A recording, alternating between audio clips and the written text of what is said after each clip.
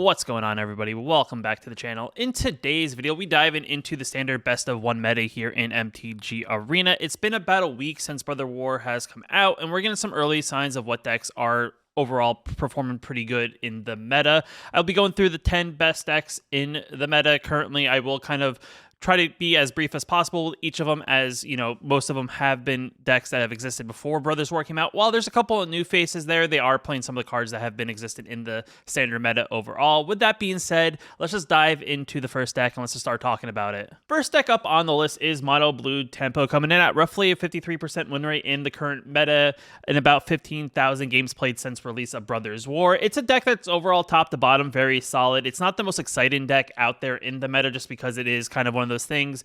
In the early game, you're kind of playing control where you're just counter and spell, maybe resolve a Haughty Jin, and then you start slowly swinging on your opponent and protecting your Haughty Jin and kind of winning the game that way. From top to bottom, it didn't get anything new from Brothers War, so that's, I think, one of the reasons why it's kind of on the little bit, not as high of a win rate, maybe it once was prior to the release of Brothers War, but it's still overall a very good deck list, very budget friendly if you're someone who's low on currency and you're looking to maybe play something new, maybe you haven't played Mono Blue Tempo. This is still a very good deck to get into just because it is very approachable in the cost of everything that is involved in the deck. Next deck up on the list is going to be Rakdos Midrange. Now, this is one of those unique decks where I do think midrange decks are still overall very good in the format. The only problem is in best of one, typically the faster decks or the more aggressive decks when it comes to curve perform a lot better, but Rakdos Midrange comes in at a 54% win rate in 2,900 matches, a little bit less than like Mono Blue, just because, you know, there are a lot of new cards. Maybe a lot of people haven't gone ahead and crafted those new cards to add to the deck. I mean, the one big thing I think that this deck got was things like Mishra's Claimed by Gix, as well as the Phyrexian Dragon Engine. These are two new cards that meld together and make this 9/9 creature, if you do get both of them out, or are able to attack in with both of them. The other card that's added into the deck that is overall pretty good for the deck is going to be Gix Yawgmoth Predator, a 3-mana 3/3 that whenever one of our creatures deal damage to an opponent, we can pay 1 life. If we do, we can draw a card for each creature that's dealt damage, which is definitely very good. And then the other like minor impact card, maybe not major impact card, is just going to be Go for the Throat. A card that is pretty good, especially in a meta that's not very heavy artifacts. It's definitely for 2 mana, destroy any target non-artifact creature. Overall, it is pretty good, so it kind of took a couple spots of the Infernal Grasp that are normally in the deck, but you still have one just in case. Just overall, top to bottom, good performing deck list. You know, like I said, this one's kind of got a couple new tools. I do think it's probably one of those decks that as the time goes on, maybe we'll see this deck kind of rise up the ranks just because it's always trying to figure out what that perfect amount of, you know, when it comes to like new cards and whatnot, and how, you know, overall impacts the overall performance of the deck. But still, nonetheless, a pretty cool deck to check out if you're looking for someone to maybe to play some sort of mid-range deck. This is definitely a good deck because once you kind of get the pieces rolling, it's definitely very hard for your opponent to kind of catch up, especially when you get a very solid curve out in the early game. Next deck up on the list is going to be Esper's Legends. This is another deck that's kind of existed prior to Brothers War. Really didn't get any new pieces, as most of the Legends that exist are primarily from sets prior to Brothers War, but from the top to bottom has a lot of good high impact cards that have a lot of value because they are legendary. They have that like additional value because they can only have 1 copy of. Very solid top to bottom curve. A lot of the cards themselves do a lot of things that kind of impact the battlefield one way or the other. You have things like Thalia that kind of gives things like overall attacks. You have things like Rafine that makes any of your creatures whenever they attack possibly that much stronger because you get to connive and draw X cards based on how many attacking creatures. And then you have things like Shieldred, which is just a very solid card, even though people do have answers for it. It's if this thing can stick around, you can gain a bunch of life. Combine that with Rafine makes it an overall very, very good deck. And like I said, this deck is very reactionary in the sense that a lot of the creatures can do something to maybe make an impact on the battlefield one way or the other. Overall, very, very good list, though I would say out of maybe a lot of these decks on the list is the most expensive in the sense of what you really need to craft it, because most of the deck is rares, mythics. Even the lands are rares and mythics just because you are playing 3 colors, and there's a lot of rare and mythic lands and creatures that you really need to make this deck put together. But if you have the cards or maybe have the currency, you can definitely look at, you know, Esper Legends as it being like the first deck over 55% win rate in the meta. And it's definitely one of those decks that's just very solid, and I think has been refined to a point that we have a good amount of, we know how many of each card we need to play to make some sort of impact on the game. The next deck up on the list is going to be Mono Black Control. Now, this is a deck that, you know, has existed even with or without Meathook Massacre. This deck doesn't really get too many new cards from Brothers War, though there could be an argument that you could add in some Go for the Throats for Infernal Grasp. But other than that, most of the cards in this deck, help us out in the control matchup. I know there are some other black cards that got introduced with Brothers War, but I do think they're more on the aggressive side, whereas this deck, as much as it can win very early, can also grind out games. It has a lot of high impact cards, things like Invoke Despair is just kind of one of those cards that either lets you draw a bunch of cards, gets rid of a bunch of things on your opponent's side of the battlefield, and then things like that. You have Shield Dread as well, very solid, big creature that is very hard to get rid of unless you have like direct removal, or you have enough burn to kind of remove it that way, or some sort of global board wipe. You have things like Graveyard Trespasser, which hits the graveyard, eats things out of the graveyard, possibly draining your opponent for 1 point of damage. You gain a life in the process. So Liana is a great card, impacts your opponent's hand. Also, makes them sacrifice a creature. Combine that with things like Reckoner Bankbuster, a card that's going to help us dig a little bit deeper as the game goes on, allows us to grind out games and kind of keep on that value happening in our hand. So overall, even though this deck has lost Meathook Massacre, it's still overall very solid top to bottom deck, just because, a deck that existed prior to Brothers War is still very high impact, just because a lot of the numbers of how many copies of each thing has kind of been refined over time, making this an overall very, very good deck to continue to play or possibly get into playing even in the current meta. Now, the next deck up on the list is going to be like Mono Red Burn. Now, you could also make an argument that Mono Red Aggro is probably somewhere roughly around the same win percentage. This one coming in roughly 56.5% win rate overall in the current meta. Just like Mono Red Aggro, this is a very low to the ground, budget friendly kind of build. A big card that we got to Mono Red Aggro or Mono Red Burn is going to be Mechanized Warfare, making any of our red sources and or artifact sources that would deal damage to an opponent deal that much damage +1. Turn something like as simple as a Play with Fire, that's a 1 mana 2 damage, into a 1 mana 3 damage with the ability to scry 1. Things like Voldarian Epicurse trigger ability, allowing that to do 2 damage when it comes to the battlefield. Same thing with Kamano Faces of Kakazan. Overall making our smaller, less impact creatures into bigger impact creatures if you can resolve that out onto the battlefield. Another big thing this deck did get is a man land or a creature land with Mishra's Foundry. It being a colorless land that produces colorless mana, but for 2 mana we can make it a 2/2 creature, and it's also it's still a land in the process. And I guess if it is blocking or attack, if you have another one of these out, you can tap one, tap this, and pump up that creature by +2/+2, which is definitely very good. But still, nonetheless, Mechanized Warfare, I think, is the big card for the deck overall, just because it's that card that allows all these like smaller things that you would be like, oh, okay, in the early game they are good, but as the game grinds on, this is a card that's going to make all these cards, even in the late game, perform that much better, because you're going to turn things that would normally only do 1 point or 2 points of damage here and there into things that are doing 2 to 3 points. If you get multiples of these out, 4 or 5 points overall, which are definitely good ways to finish off your opponent, especially if they're not expecting, these things to, hit them, for big impact later on. But still, nonetheless, a very good aggressive deck that is performing fairly well in the current meta. Now, the next deck up on the list is Mono White Aggro. Now, this is still a very solid deck top to bottom, even though this is probably the version that didn't really get any new cards per se when it comes to Brothers War, as, Mono White Aggro players maybe, transition over to more of the Mono White Soldiers. This deck is still very good, right? Sarah Paragon being a big card for the deck, as it's the only 4-drop in the deck, and she allows you to play things from your graveyard with mana cost 3 or less, essentially allowing you to replay things that may have got removed. Definitely still very good top to bottom cards. We do have Hopeful Initiate here. We do have Hotshot Mechanics still also here, though I could see an argument that you could play that 1 mana 2/1 as well, that has the 4 mana ability that lets you look at top 4 cards of your library. You get to reveal a 3 mana or less creature from them and add it to your hand. I do think that's another card you could look into replacing here. But I guess people are still running the 2/1 Hotshot Mechanic for the time being. Yet again, this is a deck just like the Soldier deck, is very solid on curve.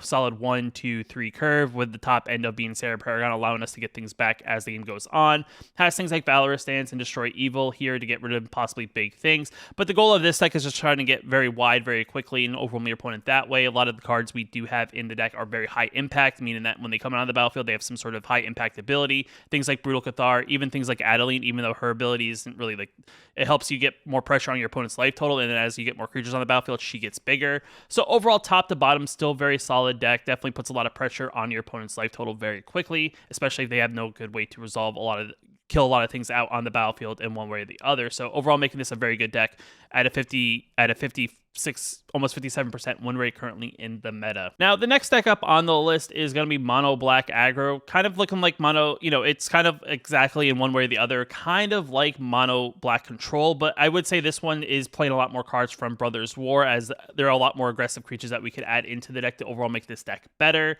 You have things like you have the Phyrexian Flesh Gorger, a great card, it being a 3 mana 3/3 or a 7 mana 7/5. Has the ability of Menace, Lifelink, and has Ward ability that your opponent has to pay life equal to Phyrexian's power in order to target it with a spell or it's countered, making it a very hard card to deal with, especially in the later game when maybe your opponent doesn't have a lot of life total left. And the great part about it is I do think the Lifelink and Menace makes it a target that you have to kind of deal with in one way or the other. So overall, very good card there. Another card that got added to the list is going to be Misery Shadow, another great card with a 2 mana 2/2 that if a creature an opponent controls would die, exile instead. And then for 1 mana, we can pump it by +1/+1 to end a turn, and we can do it as many times as we need to. Other than that, the only other couple cards that got added was we have one copy of Gix, Yawgmoth Predator, another great card for an aggro deck just because you can get very wide very quickly. And every time we deal damage to our opponent's face with one of our creatures, we can pay 1 life, depending on how many creatures dealt damage, and we get to draw a card, allowing us to kind of refill our hand back up, allowing us to get cards that could either deal with things on the battlefield or even possibly just get more pressure out onto the battlefield, and combine that with things like Go for the Throat. With a balance of Go for the Throat and Infernal Grasp, I do think it's one of those things that, depending on how the meta shifts, we're playing a little bit of both. But this is definitely a deck that, even though it's still very aggressive, it does play a couple things to kind of deal with things on the battlefield, from to Go for the Throat, Infernal Grasp, and Cut Down. And this is yet again another deck list that is very powerful, very, very good. It's a deck list that you'll probably see a ton of, one way or the other, especially in best of one, just because it is a very solid top to bottom deck list that makes it very hard for your opponent to deal with a lot what you got going on here. And like I said, it's just underneath 57% win rate, but it's still a list that I do think will sit at the top of the meta, especially as more cards get added into black over the course of Standard, that you'll probably see linger around for the rest of Standard until things start rotating out. Now, the next deck up on the list is going to be Selesnya Enchantments. This is another deck that, has still just kind of sat around in the meta one way or the other. That has a lot of great cards, most of them coming from Kamigawa, a little bit from Crimson Vow, but most of the cards coming from Kamigawa that makes this deck work overall. I do think the reason why is that it's the deck in the meta that has lifelink and a ton of it, so it makes it very easy for you to gain a bunch of life points, even if you take a bunch of life points, as well as it has a lot of, I think a lot of the other decks outside of maybe the mono black, has the most removal spells, in the sense that it has things like Circle Confinement and also things like Borrowed Time, allowing you to kind of remove things from the battlefield that are in your way to get through, to get your attacks through, as well as it has like a very good engine of pumping things up one way or the other with Generous Visitor. You also have Kami of Transcience, that every time we play an enchantment spell, we're going to be pumping either Kami or Generous Visitor or one of our other creatures that may be out. Combine that with things like Weaver of Harmony, allowing us to pump all our enchantment creatures, and then for 1 mana and tapping it, we get to trigger another time of one of our enchantment abilities that when they enter the battlefield. So whether it's we get to put 2 things underneath Borrowed Time or 2 things underneath Circle Confinement, or get 2 triggers with Mashako, or draw 2 cards with this. Definitely overall top to bottom, very good deck.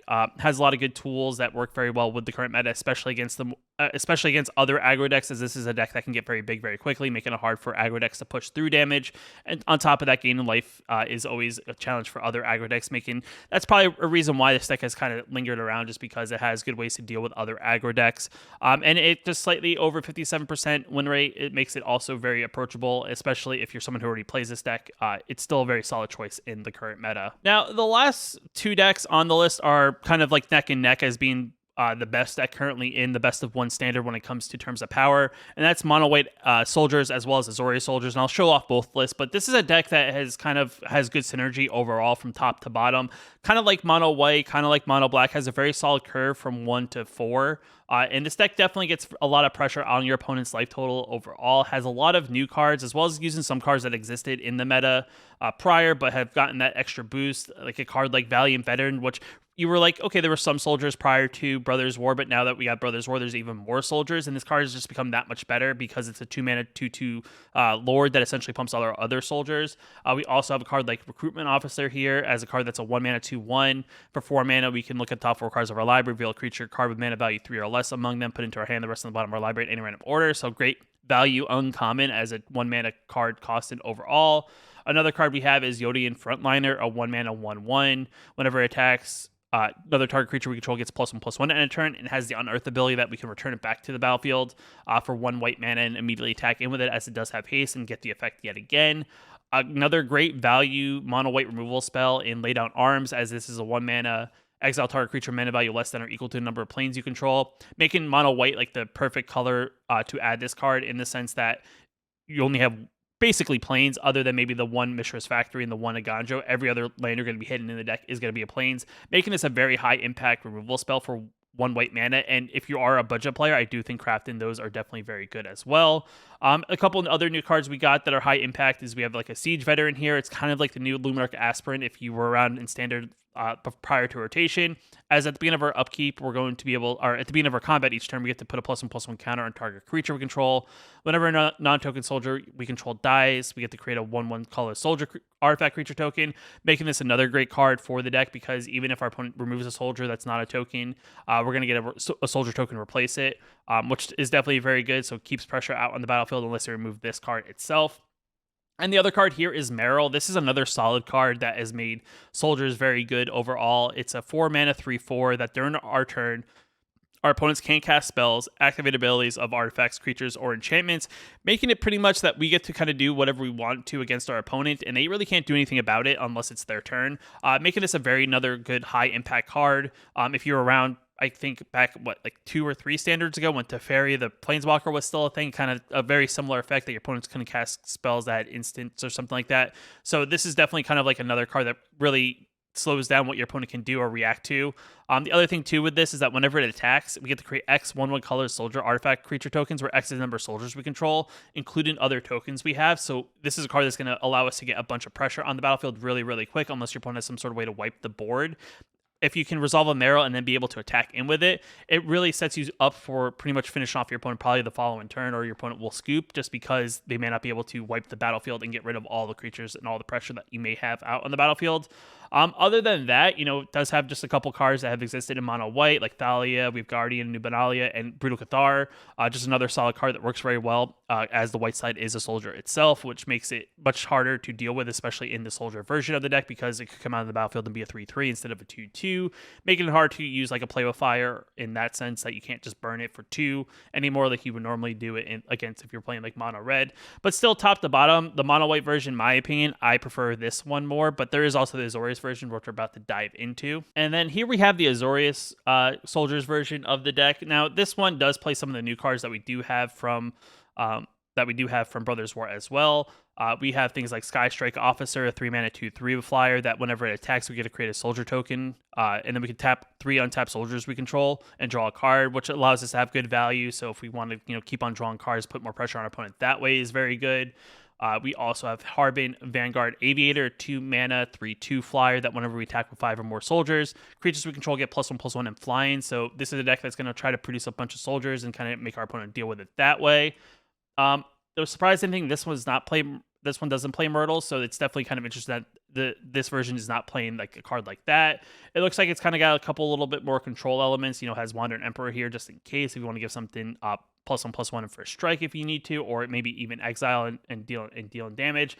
The one thing I would say that this version struggles with is probably doesn't have as much removal as the mono white version, just because you can't play the 1-drop, exile something based on how many planes you control. As you're playing multiple colors, you're not going to have as many planes out on the battlefield. Sure, it does play 6, but you definitely can't rely on it when you're playing a whole bunch of non-basics as well.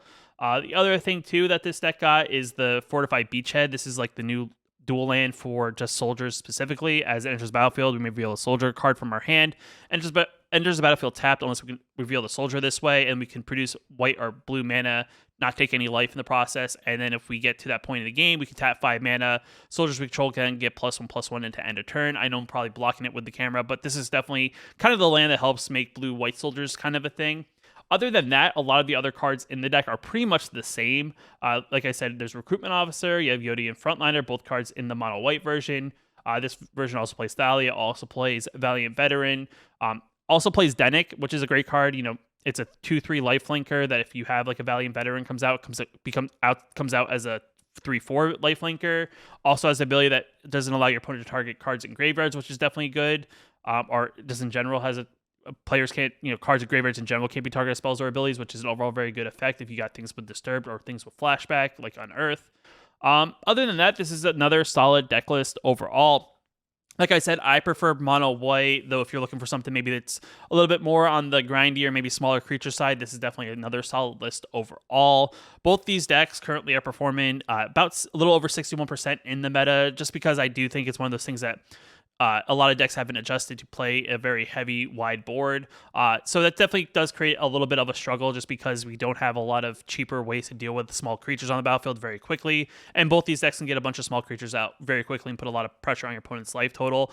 With that being said, I mean, this is, a general idea of what the meta is kind of looking like in Best of One in Magic the Gathering on Arena. It's one of those things that will probably change and shift as I did kind of go in the way of win rate, and win rates can change over the course of how the meta develops. We're only about a week in by the time you're seeing this, so it's definitely one of those things that as, people play more games, people make adjustments to decks can probably shift up, shift down, maybe shift out of the top 10. So it's definitely one of those things as we kind of, dig a little bit deeper into this set and kind of see what other decks may pop up. There are also decks that are still pretty good overall that I didn't add to the list. I didn't want to add too many decks to the list.